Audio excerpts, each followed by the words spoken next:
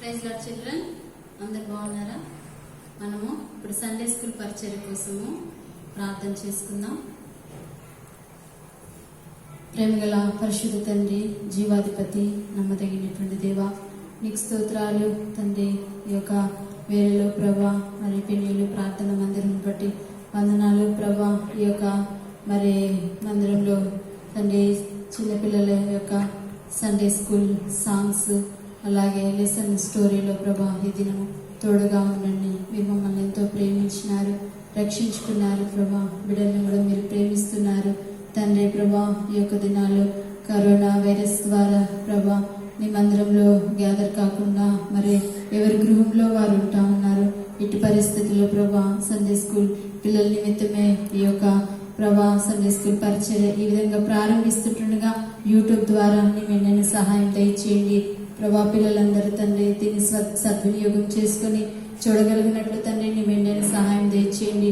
పాటలు చక్కగా నేర్చుకుని నీ స్టోరీస్ కూడా చక్కగా విని ఆత్మీయమైన మేలు పొందేందుకు నీ మెండైన సహాయం అనుగ్రహిస్తురమ్మని ఇచ్చిన శ్రేష్టం బట్టి వందనాలు స్తోత్రాలు చెల్లించుకుంటూ యేసుక్రీస్తు నామమున ప్రార్థించి వేడుకొంచున్నాను తండ్రి.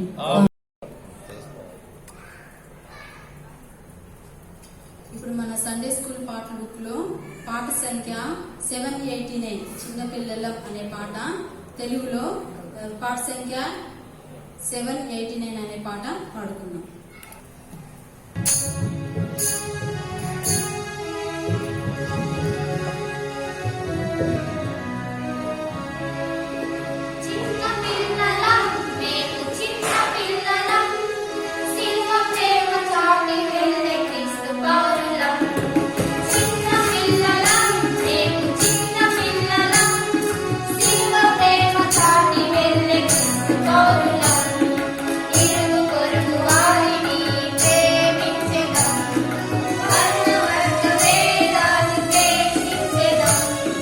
Yeah.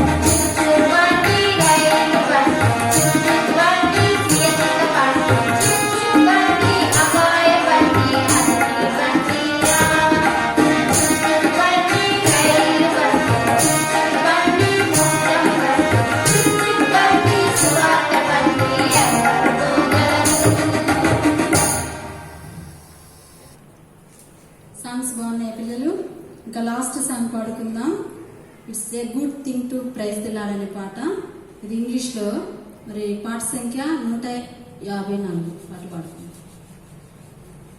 Voice తగ్గించుకో.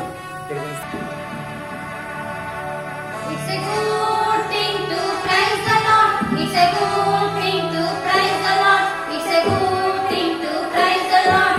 Walking in the light of Lord. Walk, walk, walk, walk in the light. Walk, walk, walk, walk in the light. Walk, walk, walk, walk in the light. Walking in the light of Lord. It's a good thing to love the Lord. It's a good thing to love the Lord. It's a good thing to love the Lord. Walking in the light of Lord. Walk, walk, walk, walk in the light. Walk, walk, walk, walk in the light. Walk, walk, walk, walk in the light. Walking in the light of Lord. It's a good thing to serve the Lord. It's a good thing to serve the Lord. It's a good thing to serve the Lord. Walking in the light of Lord. Walk, walk, walk, walk in the light. Walk, walk, walk, walk in the light. Walk, walk, walk, walk in the light. Walking in the light of Lord. It's a good thing to praise the Lord. It's a good thing to love the Lord. It's a good thing to serve the Lord. Walking in the light of Lord. Walk, walk, walk, walk in the light. Walk, walk, walk, walk in the light. Walk, walk, walk, walk in the light. Walking in the light of Lord. చక్కని songs పాడుకున్నాం కదా మనం ఇప్పుడు. బాగున్నాయి కదా songs. అలాగే మంచి story ఇప్పుడు మనము విందాం. ఆంటీ మంచి స్టోరీ చెప్తారు మీకోసము, వినండి. ప్రభువైన యేసుక్రీస్తు నామంలో అందరికీ వందనములు. దేవుడు మనకు ఈ సండే స్కూల్ పరిచయం ఇచ్చినందులకై ఆయన ముందుగా మనము ప్రార్థన ద్వారా స్తుతించుకొని మనం స్టోరీని స్టార్ట్ చేసుకుందాం. ప్రార్థన.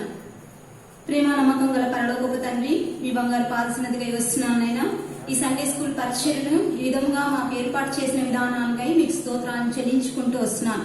ఇంత మహోన్నతమైన దేవుడుగా, గొప్ప దేవుడుగా, అద్భుత ఆశ్చర్య కార్యములను చేసే దేవుడుగా మా మధ్యనే ఉంటూ మమ్మల్ని సమకూరుస్తూ మమ్మల్ని భద్రపరుస్తూ నైనా మా జీవితంలో నువ్వు చేస్తూ వస్తున్న మేలు ఉపకారములకై మీకు స్తోత్రాన్ని చెల్లించుకుంటూ వస్తున్నాను. ఈ విధంగా ఈ రోజు ఈ సండే స్కూల్ పరిచయను మాకు అప్పగించావయ్యా. అట్టి ప్రేరేపణను నువ్వు దయచేసిన విధానానికై, నువ్వు సిద్ధపరిచిన విధానానికై మీకు స్తోత్రాలు. ఇంతవరకు పాటల ద్వారా తండ్రి ప్రభువా నిన్ను స్తుతించుటకు, నిన్ను మహిమపరచుటకు మాకిచ్చిన సమయానికై మీకు స్తోత్రాలు. ఇదిగోనైనా ప్రభువా మరిచి నీ కథను నీ పిల్లలకు తండ్రి నీ రాకుల కొరకై సిద్ధపరచులాగున, వారిని ఆత్మీయంగా బలపరచులాగున నిలబడుతున్న నన్ను కూడా తండ్రి యేసయ్యా నీ స్వాధీనంలో ఉంచుకోండి. నైనా నీ ఆత్మతో నన్ను బలపరచండి. నైనా నీ తలంపులు ఏంటో, నీ ఆలోచనలు ఏంటో, బిడ్డలకు ఏం బోధించాలో, వాళ్ళని ఎలాగా నీ రాజ్యం కొరకు సిద్ధపరచాలో నీ పరలోక జ్ఞానాన్ని నిలబడుతున్న నాకును దయచేసి నా సొంత వాక్యాలు, సొంత మాటలు ఏవి కూడా తండ్రి లేకుండా నీ ఆత్మతో నన్ను నింపి తండ్రి యేసయ్యా ఈ పరిచయను నీ నామ మహిమార్థంగా కొనసాగించుటకై నీ కృపను మాకు దయచేయమని నీ కృపా హస్తాలకై ఈ పరిచయను అప్పగించుకుంటూ యేసుక్రీస్తు ఘనమైన నామం నా ప్రార్థిస్తూ స్తుతిస్తూ వేడుకొంచున్నాను తండ్రి. ఆమేన్.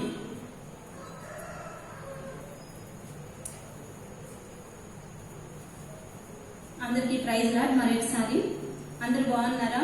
మరి ఈ లాక్డౌన్ లో మమ్మీ డాడీ వాళ్ళతో చాలా సంతోషంగా ఉంటారని అనుకుంటున్నాను. ఇంతవరకు మీరు ప్రార్థనలో మమ్మీ డాడీతో కూర్చొని ఉంటారు. సో ఇప్పుడు మనము సండే స్కూల్ గా ఈ విధంగా వీడియోలో మనం కలుసుకున్నందుకు, దేవుడు మనకి ప్రేరేపణ ఇచ్చినందుకు, ఈ సమయానికి ఇచ్చినందుకు మనం అందరం దీన్ని చక్కగా ఉపయోగించుకోవాలని మిమ్మల్ని కోరుకుంటున్నాను. మరి మనం చిన్న కథను మీకు నేను చెప్పాలని దేవుడు నాకు ఇచ్చిన ప్రేరేపణకై మీ ముందర ఒక చిన్న కథ ద్వారా నేను వచ్చిన్నాను. మరి ఈ రోజు మనము ఏం కథ నేర్చుకుందాము, ఏం కథ చెప్పుకుందాము అని ఆలోచించినప్పుడు మీరందరూ చిన్న చిన్న పిల్లలు కదా, ఈ రోజు కూడా నేను ఒక చిన్న బిడ్డ గురించి మీకు చెప్తాను. ఆ బిడ్డ ఎక్కడ ఉన్నింది, ఏం చేసింది, ఆ బిడ్డ ద్వారా దేవుడిలోకి ఎంతమంది వచ్చారు, ఎంతమంది దేవుడిలోకి నడిపించారు, ఆ బిడ్డ చేసిన కార్యాలు ఏంటి, ఇవన్నీ మనం ఈ రోజు తెలుసుకుంటాం. చాలా చిన్న పాప. మరి ఆ పాప ఎక్కడి నుంచి ఎక్కడికి వచ్చింది, ఎలా వచ్చింది, ఎవరు తెచ్చుకున్నారు, ఏం చేశారు, ఇవన్నీ మనం చూద్దాం. సో మీరు చిన్నపిల్లలు అన్నప్పుడు అందరూ ఎప్పుడు మమ్మీతోనూ, డాడీతోనూ, ఫ్రెండ్స్ తో, మీ పెద్దవాళ్ళతో, రిలేటివ్స్ తో బాగా ఎంజాయ్ చేస్తూ ఉంటారు కదా.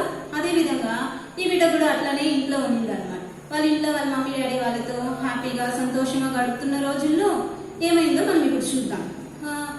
ఒక దేశం ఉండేది, అదేమంటే సిరియా దేశం. సిరియా దేశం బాగా మంచి బలమైన దేశం. ఎందుకంటే అందులో ఒక సైన్యాధిపతి ఉండేవాడు. అతని పేరు నయమాన్. మీకు అందరికి తెలిసి ఉంటుంది. నయమాన్ ఎవరంటే సైన్యాధిపతి. సైన్యాధిపతి అంటే ఏంటి? సైన్యములందరికీ అధిపతి. ఈ సైన్యాధిపతి పని ఏం చేస్తాడు? ఎప్పుడైనా యుద్ధాలు జరిగినప్పుడు సైన్యాన్ని ఏర్పాటు చేసి ఇతర రాజ్యాల పైన సైన్యానికి వెళ్లేవాడు అనమాట. అట్లాంటి ఒక రాజ్యంలో నివసించేవాడు ఈ నయమాన్. ఏ రాజ్యం అది? సిరియా రాజ్యం. ఈ సిరియా రాజ్యంలో నివసించేవాడు. యుద్ధానికి సైన్యాన్ని అంతా తీసుకెళ్లేవాడు. యుద్ధంలో బాగా గెలిచి అన్ని రాజ్యాలని సమకూర్చేవాడు. కానీ సిరియా దేశపు సైన్యాధిపతి మాత్రమే ఇలా చేశాడా అంటే ఆ సైన్యాధిపతికి ఎవరు తోడున్నాడు? మీకు తెలియాలనుకుంటే 2వ రాజులు 5:1 ఏముందంటే, యెహోవాయే సిరియా దేశంనకు ఆయన ద్వారా సహాయము కలుగు చేసినని ఉందన్నమాట. యెహోవాయే ఏం చేస్తున్నాడంటే ఆ సైన్యాధిపతికి సహాయం చేసేవాడు. అందువలన ఏమైందంటే ఆ రాజ్యం బలపడతా వచ్చింది. అసలు ఎందుకు యెహోవా తనకు అట్టి క్రియను ధన్యతను దయచేసాడంటే అతడు రాజు అప్పగించిన పనిలో ఎంతో నమ్మకంగా ఉండేవాడు. కాబట్టి నమ్మకంగా యథార్థంగా ఉండేవారందరికీ ఎవరు తోడుంటారు అంటే దేవుడు. యెహోవా దేవుడు ఎల్లప్పుడూ నమ్మకంగా యథార్థంగా జీవించే వారికి సహాయం చేస్తూ తోడుగా ఉంటాడనమాట. అదే విధంగా ఈ సైన్యాధిపతి కూడా యెహోవాయే తోడుగా ఉండి అన్నింటినీ జయించేవాడు. ఇట్లా రాజ్యాన్నింటినీ జయిస్తూ యుద్ధాన్ని జయిస్తూ ఉండేటప్పుడు రాజుకు, సిరియా రాజుకు నయమాను అంటే చాలా ప్రేమ అన్నమాట. చాలా గరుడుగా కనిపించేవాడు. నయమాను చాలా పరాక్రమశాలి.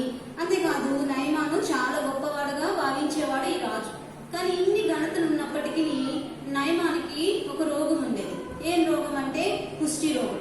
అప్పుడు మీరు అనుకునే వాళ్ళు, ఆంటీ మరి నయమాను ఉంటే దేవునికి ఇష్టమైనప్పుడు యథార్థంగా ఉన్నప్పుడు మరి నయమానికి ఎందుకు ఆంటీ కుష్టి వచ్చింది అని మీరు అనుకుంటారు కదా. మరి ఎందుకంటే దేవుడు ఈ లోకంలో మనకు కలిగించే శ్రమల ద్వారా దేవుడు మహిమ పడతాడు. దేవుని యొక్క నిజమైన దేవుడని దేవుని యొక్క ప్రేమ అందరూ తెలుసుకుంటారు. అదే విధంగా ఈ నయమాను ద్వారా దేవుడు సిరియా దేశంని ఏర్పాటులో ఉంచుకోవాలని అనుకున్నాడు అన్నమాట. సో చూద్దాము మనము ఈ నయమానికి వచ్చిన కుష్ఠరోగము ఎలా పోయింది, ఎవరు పోగొట్టుకున్నారు, ఏం చేసినారు అనేది. కానీ నయమాన్ ఏం చేశాడంటే ఒక సైన్యాధిపతి అంటే రాజు ఊరికి వదిలేస్తాడా? చాలా చోట తిప్పాడనమాట. చాలా మందులు వేశాడనమాట. చాలా డాక్టర్స్ దగ్గర, వైద్యుల దగ్గర చూపించినాడు. అయినప్పటికీ నయమానికి పాపము కుష్ఠరోగము పోనీయలేదు. ఇలా ఉన్న పరిస్థితిలో ఇంకొక యుద్ధానికి వెళ్ళారు. ఏ రాజ్యం అంటే ఇశ్రాయేలుల పైనకి యుద్ధానికి వెళ్ళినప్పుడు గుంపులుగా ఈ సిరియా దేశం వాళ్ళందరూ వెళ్ళారనమాట. ఆయుధాలతో వెళ్ళినప్పుడు అక్కడి నుంచి కొంతమందిని ఏం చేశారంటే బందీలుగా చేసుకొని ఈ రాజ్యానికి తీసుకొచ్చినారు. ఆ విధంగా చూడండి, ఇక్కడ ఈ షీట్ లో మీకు కనిపిస్తుంది కదా. ఈ షీట్ లో చూడండి ఏం చేశారు. ఈ సిరియా దేశపు వాళ్ళందరూ యుద్ధానికి వెళ్ళినప్పుడు అక్కడి నుంచి చాలా మందిని బందీగా తీసుకొచ్చుకున్నారు. బందీగా తీసుకొచ్చినప్పుడు పెద్ద వాళ్ళని తీసుకొస్తే బానే ఉండు. కానీ పాపం ఇక్కడ ఒక అమ్మాయి కనిపిస్తుందా మీకు? బ్లూ గౌన్ వేసుకొని స్కర్ట్ వేసుకొని ఉంది కదా. ఆ అమ్మాయిని కూడా ఏం చేశారంటే పట్టుకొచ్చేస్తున్నారు. పాపం చిన్న పిల్ల కదా, వాళ్ళ ఇంట్లో హ్యాపీగా ఎంతమంది చెప్పినారు కదా, ఒక పాప ఉంది, వాళ్ళ మమ్మీ డాడీ వాళ్ళతో హ్యాపీగా ఉండేది అనేసి ఆ పాపను ఏం చేశారంటే వస్తా ఏం చేశారు, తీసుకొచ్చేసారు. బందీ తీసుకొని చూడండి గుర్రం పైన తీసుకొని ఎక్కడ తీసుకొచ్చేస్తున్నారు? ఇశ్రాయేలు రాజ్యం నుంచి సిరియా రాజ్యానికి తీసుకొచ్చేసినారు. తీసుకొచ్చినాక ఆ బిడ్డ చాలా బాధపడింది, చాలా ఏడ్చింది. అయ్యో నన్ను తీసుకొచ్చేసారు, నన్ను ఎందుకు తీసుకొచ్చారు అని. కానీ ఆ పాప ఎక్కడ జీవించింది, ఎక్కడ పుట్టింది, ఎక్కడ పెరిగింది? ఇశ్రాయేలు దేశంలో కదా. మరి ఇశ్రాయేలు దేశంలో ఎప్పుడు అందరూ దేవుణ్ణి యెహోవాని నమ్ముకునే వాళ్ళే కదా. ఏ పరిస్థితుల్లో కూడా దేవుడు మొరపెట్టుకునే వాళ్ళే కదా. మరి ఆ సమయంలో ఈ చిన్నది ఏం చేసిందంటే గుర్తు తెచ్చుకుంది. అవును కదా, నేను ఎక్కడికి పోయినా కూడా నా దేవుడు నాతోడే ఉంటాడు అని అనుకుని ఏం చేసిందంటే ఆ దేశానికి వాళ్ళతో పాటు వెళ్ళిపోయింది. సరే వెళ్ళిపోయినాక పెద్దవాళ్ళు అనుకోండి ఏదో ఒక పని చేస్తారు. మరి చిన్న పాప ఏం చేయగలుగుతుంది? మనకు తెలుసు కదా, చిన్నపిల్లలు మనం ఏం పనులు చేసుకోలేము. అప్పుడు ఆ సైన్యాధిపతి దగ్గర తీసుకెళ్తే, ఎవరు సైన్యాధిపతి? నయమాన్ కదా. మరి నయమాన్ దగ్గర తీసుకెళ్ళినప్పుడు నయమాన్ ఏమనుకున్నాడు, ఇంత చిన్న పాపకి మనం ఏం పని చెప్పగలం అనేసి నయమాన్ ఏం చేస్తాడు, వాళ్ళ వైఫ్ ఉంటుంది కదా, వాళ్ళ భార్య అన్నమాట, వాళ్ళ భార్య దగ్గరికి తీసుకెళ్లి ఆ పాపని పని చేసుకోమని పెట్టాడు అనమాట. ఇక్కడ చూడండి, నయమాన్తో పాటు ఉండేది ఎవరు? వాళ్ళ భార్య. ఆ భార్య చేసుకోవడానికి ఈ చిన్న పాపను తీసుకొచ్చి అక్కడ పెట్టాడు అనమాట. చిన్న పాప చూడండి కొంచెం చిన్న చిన్న పనులన్నీ చేసుకుంటాను. ఈ విధంగా వాళ్ళ కుటుంబంలో ఈ పాప వచ్చి చేరిందనమాట. ఈ పాప ఏం చేసింది, ప్రతిరోజు ఆ ఇంట్లో ఉన్న పరిస్థితులన్నింటినీ చూసి వాళ్ళు ఏం చేస్తున్నారు ఏంటి అనేది అర్థం చేసుకుంది. అర్థం చేసుకున్నప్పుడు నయమాను ఒక రోగంతో బాధపడుతున్నాడు. ఏం రోగం అది, నేను ఆల్రెడీ చెప్పాను కదా మీకు. ఏం రోగం అది? కుష్టి రోగం. ఈ కుష్టి రోగంతో బాధపడుతూ ఎల్లప్పుడు ఇది ఏం చేయాలి, నేను ఎక్కడికి వెళ్ళాలి, ఎవరు నన్ను బాగు చేస్తారు అని. ఇక్కడ చూడండి మరి నయమాను వాళ్ళ వైఫ్ ఇద్దరు ఏం చేస్తున్నారు, వాళ్ళ భార్య ఇద్దరు ఏం చేస్తున్నారు, మాట్లాడుకుంటున్నారు. మరి ఇలా మాట్లాడుకొని బాధపడేటప్పుడు ఆ బిడ్డ చూసింది అనమాట. చూసి అయ్యో వీళ్ళిద్దరు ఏం చేస్తున్నారు, ఇంతగా బాధపడుతున్నారు, మరి వీరికి మనం తప్పకుండా సహాయం చేయాలి అనేసి ఏం చేసుకుంది, వాళ్ళ వైఫ్ దగ్గరికి వెళ్ళి. ఎవరి దగ్గర పని చేస్తుంది, వాళ్ళ వైఫ్ దగ్గర. చూడండి ఇక్కడ వాళ్ళ వైఫ్ దగ్గర, వాళ్ళ భార్య దగ్గరికి, నయమాను భార్య దగ్గరికి వెళ్ళి ఈ విధంగా చెప్తుంది అనమాట. ఏం చెప్తుందంటే, మీరు షమ్రోన్కి వెళ్ళండి, షమ్రోన్లో ఒక ప్రవక్త ఉన్నాడు, ఆయన దగ్గరికి వెళ్ళాడంటే ఖచ్చితంగా మిమ్మల్ని ఏం చేస్తాడు, ఆయన బాగు చేస్తాడు అని చెప్తుంది అనమాట. చెప్పినప్పుడు ఆమె వైఫ్ కి వాళ్ళ భార్యకి ఫస్ట్ అర్థం కాదు. ఈ చిన్న పాప చెప్తే మనం వినాలా నమ్మాలా అనుకుంది. మళ్ళీ ఎందుకు చాలా పోయాం కదా అనుకుని వెళ్ళి ఏం చేస్తుందంటే వాళ్ళ హస్బెండ్ కి చెప్తుంది. ఎవరు? వాళ్ళ భార్య. ఎవరికి చెప్తుంది? నయమానికి. వాళ్ళ భార్య వెళ్ళి నయమాన్తో ఇట్లా మీరు తీసుకొచ్చిన చిన్న పాప చెప్తుంది షమ్రోన్కి వెళ్ళమంటుంది, అక్కడ నిన్ను ప్రవక్త బాగు చేస్తాడని చెప్తుంది, మనం వెళ్ళి ఒకసారి కలుద్దాము అన్నప్పుడు నయమాన్ ఏం చేస్తాడంటే, ప్రతి విషయంలోనూ మీకు ఏం చెప్పినాను, నయమాన్ ఎప్పుడు నమ్మకంగా ఉండేవాడు, ఏం చేసినప్పుడు రాజుకు చెప్పేవాడు, రాజుకి చెప్పకుండా ఏ పని కూడా చేసేవాడు కాదు. అందుకే రాజుకి, ఏ రాజుకి? సిరియా రాజుకి. ఇప్పుడు ఆ చిన్న పాప ఎక్కడుంది? సిరియా దేశంలో ఉందన్నమాట. ఆ సిరియా రాజుకి నయమాను అంటే అంత ప్రేమ. ఎందుకంటే నయమాను ఎప్పుడు ఏ పని చేసినా కూడా నాకు చెప్పకుండా ఏది చేయడని. ఆ విధంగా ఏం చేశాడంటే, ఆ పాప చెప్పింది దాన్ని తీసుకెళ్ళి, ఇక్కడ చూడండి ఇక్కడ ఎవరున్నారు, ఈ బ్లూ డ్రెస్ ఆయన నయమాను. ఎందుకంటే ఇంతకుముందు మనం ఇక్కడ చూసుకున్నాం కదా, వెల్వెట్ డ్రెస్ వేసుకొని కూర్చున్న ఆయన ఎవరు, మీ బొమ్మల్లో మీ ఐడెంటిఫికేషన్ కోసం అన్నారు, మీ గుర్తు కోసం ఇవంతా.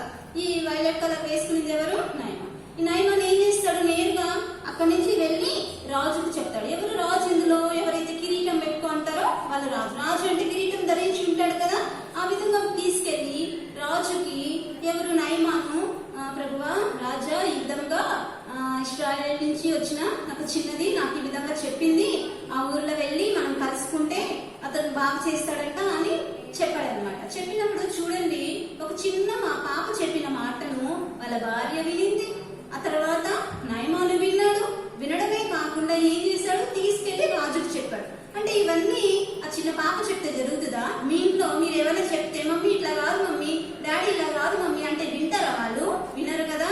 కానీ మనం దేవుని ఏర్పాటులో ఉంటే ఖచ్చితంగా మనం ఏం చెప్పినా కూడా మనం చెప్పిన మాటను వాళ్ళు వింటారు. కాబట్టి ఇప్పుడు దేవుని ఏర్పాటులో ఆ పాప ఉంది కాబట్టి ఆ పాప చెప్పంగానే వాళ్ళ మమ్మీ నమ్మారు. ఆ తర్వాత వాళ్ళ మమ్మీ కాదు, వాళ్ళ యాజమానురాలు ఎవరు? నయమాను భార్య నమ్మింది. ఆ తర్వాత ఎవరు? నయమాను కూడా నమ్మాడు అనమాట. ఈ విధంగా నమ్మడమే కాకుండా తీసుకెళ్లి ఏం చెప్పారు, రాజు దగ్గర తీసుకెళ్లి ఈ విధంగా నన్ను అక్కడ పంపించు అని అడుగుతున్నాడు. చూడండి, సైన్యాధిపతి కదా, మరి రాజుని చెప్పకుండా వెళ్ళిపోవచ్చు కదా. అది దేవుని పిల్లల లక్షణము కాదు. మనం ఏ పని చేసినా కూడా, మనం ఎక్కడున్నా కూడా, మనము ఎవరి సంరక్షణలో ఉన్నామో వాళ్ళకి అన్ని చెప్పాలి, వాళ్ళ దగ్గర నిజాయితీగా యథార్థంగా ఉండాలి. కాబట్టి నయమాన్ కూడా ఏం చేశాడంటే, ఆ పాప చెప్పంగానే వెళ్ళిపోకుండా వెళ్ళి రాజుకు చెప్పాడు. ఇప్పుడు రాజుకి నయమాన్ అంటే చాలా ఇష్టం కదా. కాబట్టి రాజు వినిన వెంటనే మనం ఎందుకు ఈ ప్రయత్నం చేయకూడదు, ఖచ్చితంగా ఈ ప్రయత్నం కూడా చేద్దామని అనుకొని అక్కడితో ఆపేయకుండా, రాజుకి రిలేషన్షిప్స్ బాగుంటాయి కదా, వాళ్ళు బాగా చక్కగా మాట్లాడుకుంటారు. అదే విధంగా నయమాను చెప్పంగానే రాజు ఏం చేశాడంటే ఒక లెటర్ తీసుకు రాసిచ్చాడు అనమాట. లెటర్ లో ఏం రాసిచ్చినాడు, ఎవరికి రాసిచ్చాడు? ఆ ప్రవక్తకు రాయలా, డైరెక్ట్ గా ఎవరికి రాసిస్తున్నాడు? ఎవరికి? ఇశ్రాయేలీయుల రాజుకే రాశాడు. సో అంత గొప్ప కార్యాలు చేసేవాడు మన దేవుడు. చిన్న వాళ్ళంతా ఏం చేయడు దేవుడు, గొప్ప కార్యాలు మన జీవితాల్లో ఖచ్చితంగా చేస్తాడు. ఆయన పైన మనము ఆధారపడ్డాం. చూడండి, నయమాను వెళ్ళి కుష్టి రోగి వెళ్ళి రాజుని అడగంగానే నా బిడ్డ వచ్చినాడు అనుకుని వెంటనే ఏం చేశాడంటే ఇశ్రాయేలీయుల రాజుకి ఉత్తరం రాసి పంపించాడు. ఇక్కడ చూడండి, ఒక దూత ద్వారా ఆ లెటర్ తీసుకొని ఎవరు? సిరియా దేశపు దూత ఏం తీసుకెళ్ళాడు, ఆ లెటర్ తీసుకెళ్లి ఇశ్రాయేలీయుల రాజుకి. ఇప్పుడు ఉంది కదా, ఇదేమో సిరియా దేశం నుంచి వచ్చిన అతను, ఇదేమో మనకి వాడు ఇచ్చినటువంటి ఉత్తరము అంటే లెటరు, ఇది ఏమో రాజు. ఏ రాజు?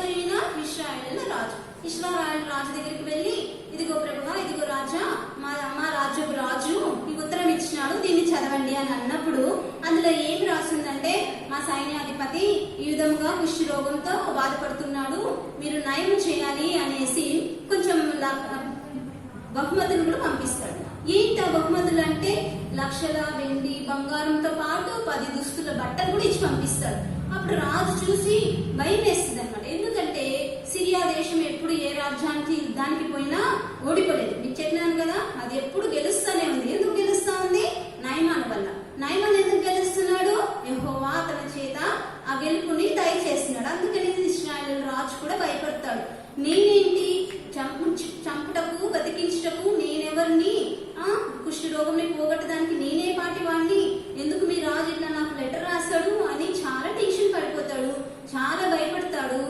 ఏమో చేస్తున్నాడు రాజు, ఈ విధంగా పంపించి ఒకవేళ నేను చేయకపోతే మళ్ళీ నా రాజ్యం పైన యుద్ధానికి వస్తాడు అని చాలా బాధపడి ఏడ్చి బట్టలన్నీ చింపేసుకుంటాడు అనమాట. చింపుకున్నప్పుడు అప్పుడు అందరికి తెలిసిపోద్ది కదా. అందరికి తెలిసినప్పుడు అప్పుడు ఆ ప్రవక్త, ఎంతసేపు అనుకున్నాం కదా ప్రవక్త అని. ఎవరు ఆ ప్రవక్త? ఆయన పేరు ఎలీషా అన్నమాట. ఈ ఎలీషా దగ్గరికి ఆ విషయం రాగానే ఎలీషా ఏం చేస్తాడంటే ఒక వర్తమానం పంపిస్తాడు. ఎందుకు ప్రభువా, ఎందుకు రాజా నువ్వు ఇట్లా ఏడుస్తున్నావు, చించుకుంటావు బట్టలన్నీ? ఆ రాజ్యం వాళ్ళకి మన ప్రభువు మన దేవుడు తెలియాలనే ఇలా జరుగుతుంది, నువ్వు వాళ్ళని నా దగ్గరికి పంపించు అని చెప్తాడు. చెప్పినప్పుడు అమ్మయ్య అనుకుని ఇశ్రాయేలు రాజు ధైర్యం తెచ్చుకొని వాళ్ళని ఏం చేస్తాడంటే, నేరుగా మీరు వెళ్ళి ఎలీషాని కలవండి, ఆయన మీకు స్వస్థతను అనుగ్రహిస్తాడు అని చెప్పి పంపించేస్తాడు అనమాట. ఇప్పుడు నయమాన్ ఏం చేస్తాడంటే వచ్చిన పెద్ద పెద్ద గుర్రములతో ఆ బహుమానాలన్నీ తీసుకొని గబగబా వెళ్తాడు. ఎక్కడికి వెళ్తాడు? ఎలీషా వాళ్ళ ఇంటికి వెళ్తాడు అనమాట. ఎలీషా వాళ్ళ ఇంటికి వెళ్ళంగానే మామూలుగా ఒక సైన్యాధిపతి వచ్చారంటే గబగబా ఏం చేస్తాం? పరిగెత్తుకుంటా వెళ్ళి వాళ్ళ లోపలికి ఆహ్వానిస్తాం. ఇప్పుడు మన ఇంటికి ఎవరైనా పెద్దవాళ్ళు వచ్చినారనుకోండి, మనం ఏం చేస్తాము? వదిలేయం కదా, గబగబాని వెళ్ళి వాళ్ళని పిలుచుకొచ్చి అన్ని రెడీ చేసి సర్ది అని కూర్చోబెట్టి వాళ్ళకి ఆతిథ్యం ఇస్తాం, అవునా కదా? అదే విధంగా నయమాన్ కూడా ఎక్స్పెక్ట్ చేశాడు అనమాట. నేను పోతున్నాను, ఎలీషా ఒక ప్రవక్త మాత్రమే కదా, ఖచ్చితంగా వాడు నన్ను రిసీవ్ చేసుకుంటాడు, మంచిగా రిసీవ్ చేసుకుంటాడు అనుకుంటాడు. కానీ ఎప్పుడైతే ఎలీషా వాళ్ళ ఇంటి దగ్గరికి వెళ్తాడో వెంటనే ఏమైపోతుందంటే ఎలీషా లోపల నుంచి బయటకు కూడా రాడు. ఒక దూత దగ్గర పంపిస్తాడు వర్తమానం. ఏమని చెప్పి పంపిస్తాడు? వచ్చిన వాళ్ళని యోర్దాను నదికి వెళ్ళి అక్కడ కూర్చొని అక్కడ పోయి 7 సార్లు మునిగిమని చెప్పు అని చెప్తాడు అనమాట. యోర్దాను నదిలో 7 సార్లు మునిగితే వాళ్ళకి స్వస్థత కలుగుతుంది అని చెప్పి పంపించేస్తాడు. చెప్పంగానే నయమాన్కి చాలా కోపం వచ్చేస్తుంది. ఎందుకంటే నయమాన్ చాలా మందులు తిన్నాడు, చాలా వైద్యం చూసుకున్నాడు, చాలా హాస్పిటల్కి వెళ్ళినాడు, అక్కడెక్కడ అన్ని చేసుకున్నాడు. కానీ ఎన్ని చేసినా తగ్గలేదు. ఇప్పుడేమో ఈ ఎలీషా కనీసం బయట కూడా రాలేదు, నా మొహం కూడా చూడలేదు, నాతో మాట్లాడలేదు, నన్ను చూడకుండానే లోపల నుంచి ఎవరితోనో చెప్పిపోయి యోర్దాను నదిలో మునగమంటే నా శరీరం బాగైపోతుందా, నా కుష్టి పోతుందా అని కోపం తెచ్చుకుంటాడు. చాలా కోపంతో అసలు నాకు ఇదేది అవసరం లేదు, నాకు ఇక్కడ గౌరవం దొరకలేదు, నాకు ఏమి దొరకలేదు, నేను మునగాలనుకుంటే ఎన్ని మహాసముద్రాలు ఉన్నాయి, అవన్నీ కాదని ఈ యోర్దానులో వచ్చి నేను మునగాలనుకుని వెళ్ళిపోతాడు అన్నమాట. కోపంతో చిన్నబుచ్చుకుని వెళ్ళిపోతాడు. వెళ్ళిపోయినప్పుడు ఏమవుతుందంటే నాయనతో ఒకతను చెప్తాడు, రాజా నువ్వు కోపపడద్దు, వాళ్ళు ఏం చెప్పారు, నిన్ను కేవలం నదిలో మునగమన్నారు అంతే కదా, దీనికంటే గొప్ప గొప్ప కార్యాలు చేయమని చెప్తే ఖచ్చితంగా నువ్వు చేసేవాడివే కదా, మరి ఏం చెప్పారు, ఇప్పుడు కనీసం నీళ్ళలో మునగమన్నారు అంతే కదా, ఒకసారి మునిగి చూడు అని చెప్తాడు అన్నమాట. అప్పుడు మునిగి చూడమంటే సరేలే ఎందుకు మనము ఇది ట్రై చేయకూడదు అనుకునేసి వెళ్తాడు. వెళ్ళి ఆ యోర్దాను నదిలో ఏం చేస్తాడనమాట, ఎలీషా చెప్పినట్లే ఎలీషా చెప్పినట్లే మునుగుతాడు. ఎన్నిసార్లు మునుగుమని చెప్పినారమ్మా? 7 సార్లు కదా, మరి 7 సార్లు మునుగుతాడు. మునిగినప్పుడు 7వసారి ఏమైపోతుందంటే తన చర్మము చంటి పిల్లల చర్మం వల్లే బాగా సున్నితంగా నీట్ గా పుష్టి అంతా పోయి బాగా బాగుపడిపోతాడు, మంచిగా అవుతాడు అనమాట. అప్పుడు ఏమనుకుంటున్నాయి మనం, అమ్మ ఎంత గొప్ప కార్యం చేసినాడు, ఎలీషా చెప్పాడు వెంటనే జరిగిపోయింది అనుకొని గబగబా లేచి ఏం చేస్తాడంటే తిరిగి ఎలీషా దగ్గరికి వెళ్తాడు. చూడండి ఇక్కడ మనం ఇందాక చెప్పినాం కదా, వైలెట్ కలర్ డ్రెస్ ఎవరిదన్నాము, నయమాన్. సో నయమాను తన దగ్గర ఉన్న బహుమానాలు తీసుకొని ఎలీషా దగ్గరికి వెళ్ళిపోతాడు. వెళ్ళి చూపించాలి, చెప్పాలి ఎలీషాకి అనేసి ఎంతో ఆశతో ఆనందంతో వెళ్ళి నయమాన్ ఏం చేస్తాడంటే ఎలీషా దగ్గర హ్యాపీగా, చూడండి నాకు బాగైపోయింది, నువ్వు చెప్పావు నేను విన్నాను, విన్నందువల్ల నేను మునిగాను, తర్వాత నాకు శరీరం బాగైపోయింది, కాబట్టి నా తరఫున నువ్వు బహుమానం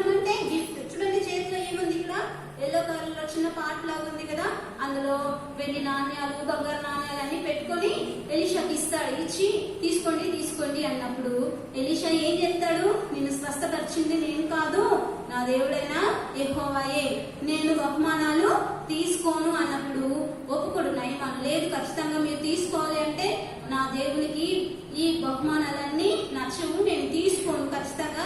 ఎన్నిసార్లు బతిమలాడకుండా తీసుకోడు అనమాట. తీసుకోకుండా అలానే వెళ్ళిపోతాడు. అప్పుడు నయమాను రియలైజ్ అవుతాడు. ఎందుకు రియలైజ్ అవుతాడు? ఈ లోకంలో చాలా మంది చిన్న చిన్న పనులు చేసినప్పుడు వెంటనే గిఫ్ట్లు, ఏదో ఒకటి బహుమతులు, ఏదో ఒకటి ఎక్స్పెక్ట్ చేస్తారు కదా, ఖచ్చితంగా కదా. ఇప్పుడు ఎగ్జామ్ బాగా రాయి నీకేమైనా తీసిస్తానంటారు మీ మమ్మీ, అందులో మంచి మార్కులు తెచ్చుకో నీకు నేను సైకిల్ కొనిస్తానంటాడు మీ డాడీ, అవునా కదా? అంటే ఏదైనా మంచి పని, గొప్ప పనులు చేసినప్పుడు వెంటనే మీకు ఏదో ఒకటి ఇవ్వాలి అనే ఆలోచన వాళ్ళకి ఉంటుంది, ఇస్తారనే కోరిక మీకు ఖచ్చితంగా ఉంటుంది అనమాట. అదే విధంగా ఎక్స్పెక్ట్ చేసి నయమాను చాలా బహుమానాలు తీసుకొని వచ్చి ఎలీషాకి ఇస్తే ఎలీషా రిజెక్ట్ చేసిస్తాడు. ఎందుకు? ఎలీషా ఒక ప్రవక్త, దేవుని ప్రవక్త, దేవుడు చెప్పినట్లే చేస్తాడు. ఎలీషాకు తెలుసు ఇది నేను చేయలేదు, ఈ కార్యం చేసింది దేవుడని. అందుకని ఎలీషా అవన్నీ రిజెక్ట్ చేసిస్తాడు. రిజెక్ట్ చేసినప్పుడు తిరిగి నయమాను వాళ్ళ రాజ్యానికి వెళ్ళిపోయి అక్కడ వాళ్ళకందరికీ తన దేహాన్ని సాక్ష్యార్థంగా కనపరుచుకొని ఈ రోజు నుంచి ఇశ్రాయేలు దేవుడే నా దేవుడు, ఆ దేవుడికి తప్ప నేను ఎవరికి ముక్కను అని తీర్మానం తీసుకొని ఎంతగానో రక్షణలోకి వస్తాడు, బలపరుస్తాడు. దాని ద్వారా రాజ్యం అంతా కూడా బలపరుస్తుంది. చూడండి, ఈ కార్యాలన్నీ ఎవరి వల్ల జరిగింది? ఒక చిన్న పాప వల్ల జరిగింది. ఆ పాపకి పాప మంచి జరిగిందా, చెడ్డ జరిగిందా? చెడ్డనే జరిగింది. ఏం చేశారు? ఒక బందీగా బంధించబడి వాళ్ళ రాజ్యం నుంచి ఈ రాజ్యానికి తీసుకొచ్చి ఆ పాప చిన్న వయసులోనే దేవుడు అంటే తెలుసుకుంది, దేవుని ప్రేమ అంటే తెలుసుకుంది, దేవునికి ఇచ్చేందుకు చెప్పాలనే ఆసక్తి ఉంది. కాబట్టి వాళ్ళ యజమానురాలికి ఆ విషయాన్ని చెప్పి దాని ద్వారా నయమాను ద్వారా సిరియా దేశపు రాజు, ఇట్లా అందరూ రక్షణలోకి వచ్చారు. కాబట్టి చిన్నపిల్లలుగా మనం ఏం చేస్తాంలే పరిచర్యం, మనం ఏం చేస్తాంలే దేవుని గురించి అని అనుకోకూడదు. మనం కూడా ఈ నయమానుకు ఉన్న కుష్ఠరోగం ఎలాగైతే పోగొట్టుకున్నాడు దేవుని పైన నమ్మకం, విశ్వాసంతో ఈ లోకంలో జీవిస్తున్న మనం కూడా మనలోని పాపములను, మనలోని అపరాధములను, చిన్న చిన్న అబద్ధములు చెప్పే మాటలను, ఇవన్నీ కూడా ప్రభువైన యేసు రక్తంలో మనము కడుక్కోవాలన్నమాట. కడగబడినప్పుడు, దేవుని మీద నమ్మకం పెట్టుకున్నప్పుడు, దేవుని పైన విశ్వాసం పెట్టుకున్నప్పుడు ఖచ్చితంగా దేవుడు ఎలాగైతే నయమానికి శుద్ధీకరణ ఇచ్చాడో, ఎలాగైతే స్వస్థతను దయచేసినాడో, అదే విధంగా దేవుడు మన జీవితాల్లో కూడా కార్యాలను చేసి మన పాపములను తన రక్తం ద్వారా కడిగి మనల్ని శుద్ధీకరించి మనల్ని కూడా తనకు రాజ్యానికి వారసులుగా మనం చేసుకుంటాడు. సరే, చేసినాక నయమాను ఊరుకున్నాడా?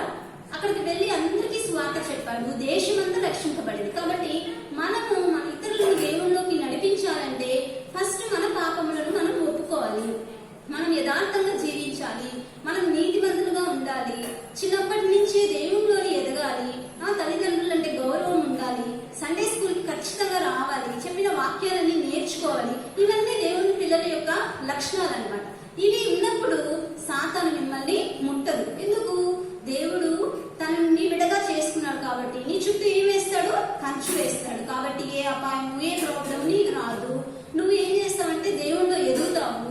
నువ్వు ఎదగడం వల్ల నీ పనులను బట్టి, నీ మాటలను బట్టి, నీ క్రియాన్ని బట్టి నీ ఫ్రెండ్స్, నీకు తెలిసిన వాళ్ళందరూ కూడా అరే ఎంత మంచివాడు, అరే ఎంత మంచి పాప, ఇంటికి వస్తే ఎంత బాగా రిసీవ్ చేసుకుంటుంది, ఎంత బాగా మాట్లాడుతుంది అని నీ గురించి మంచిగా చెప్పుకొని నీ ద్వారా దేవుని వాక్యము ఈ ప్రపంచంలోకి చాలా బాగా ఈజీగా వెళ్తుంది అనమాట. సో ఇలా మనం రక్షణ పొందడమే కాకుండా దేవుళ్ళలోకి ఇతరులను కూడా రక్షణలోకి నడిపించాలి. సో ఈ రోజు మనం కథలో ఈ చిన్న పాప గురించి ఎంత బాగా నేర్చుకున్నామో, అదే విధంగా మనం ఏం చేయాలంటే పిల్లలమైన మనము కష్టం వచ్చినప్పుడు ఎవరి వైపు చూడాలి? మమ్మీ వైపు, డాడీ వైపు కాదు. ఫస్ట్ ఎవరి వైపు చూడాలి? దేవుడి వైపు చూసి దేవుని ప్రార్థనలో ఉండి తర్వాత మనకు వచ్చే ప్రాబ్లమ్స్ అన్నింటినీ కూడా ఈజీగా సాల్వ్ చేసుకోవడమే కాదు, దేవుని పనిని కూడా మనం ఎంతో బాగా చేయగలం అన్నమాట. సో ఈ రోజు ఈ కథ నేర్చుకున్నారు కదా, మరి ఒక కంఠస్థ వాక్యం ఇస్తాను, నేర్చుకోండి. లాక్డౌన్ తర్వాత ఎప్పుడైతే సండే స్కూల్ ఓపెన్ అవుతుందో ఖచ్చితంగా మిమ్మల్ని నేను ఈ కంఠస్థ వాక్యం అడుగుతాను, నోట్ చేసుకోండి. యెషయా రాసిన గ్రంథం 43వ అధ్యాయం 11వ వచనం. అందరూ ఏం చేస్తారు? చేస్తే నోట్ చేసుకున్నారా? బైబిల్స్ ఉంటే తీసుకోండి, లేదా ఒక పెన్ను పేపర్ తీసుకొని నోట్ చేసుకోండి. ఇంట్లో చదవండి. చదివి మీ మమ్మీకి కానీ డాడీకి కానీ అప్పగించండి. మీరు దేవుని పిల్లలుగా ఉండాలనుకుంటున్నారు కదా, మరి దేవుని మాటకి లోబడి ఈ కంఠస్థ వాక్యం నేర్చుకుని ఈరోజు మీరేం చేయాలి అంటే మీ మమ్మీకి కానీ డాడీకి కానీ ఈ కంఠస్థ వాక్యం చెప్పాలి. సో ఏం చెప్పినాను కంఠస్థ వాక్యము? యెషయా ఉన్న వాళ్ళు ఓపెన్ చేసుకోండి, 43వ అధ్యాయము 11వ వచనం. నేను ఒకసారి చెప్తాను, మీరు చూడండి, మళ్ళీ మీరు దాన్ని చదువుకొని మీ మమ్మీ డాడీకి అప్పగించండి. నేనే యెహోవాను, నేను తప్ప వేరొక రక్షకుడు లేడు. మరి ఒకసారి చెప్తున్నాను, నేనే యెహోవాను, నేను తప్ప వేరొక రక్షకుడు మీకు లేడు. సో మీరందరూ కూడా దేవుని పిల్లలుగా ఈ కంఠస్థ వాక్యం నేర్చుకుంటారని నేను ఆశిస్తున్నాను. దేవుడు ఈ సమయాన్ని ఇచ్చినందులపై వందనాలను చెప్పుకుంటూ మీరందరూ ఇంట్లో భద్రంగా ఉండాలని, ప్రార్థనలో గడపాలని కోరుకుంటూ సెలవు. ప్రైజ్. పిల్లలు చక్కని లెసన్ మనం విన్నాం కదా, నయమాన్ స్టోరీ చాలా బాగుంది కదా. ఈ లెసన్ కి అనుగుణంగా ఒక మంచి సాంగ్ పాడుకుందాం.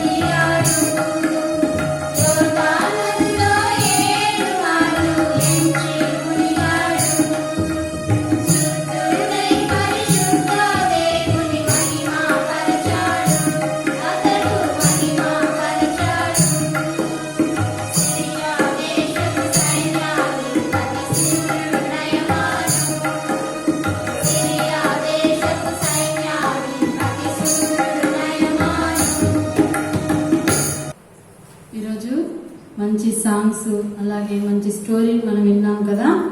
ఇది మీకు బాగా అర్థమైందని నేను నమ్ముతున్నాను.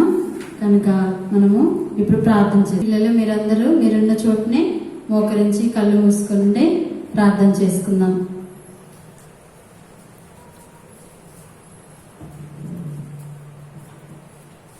ప్రేమగల పరలోక తండ్రి, జీవాధిపతి, నమ్మదగినటువంటి దేవా, మీకు స్తోత్రాలు చెల్లించుకుంటున్నాను.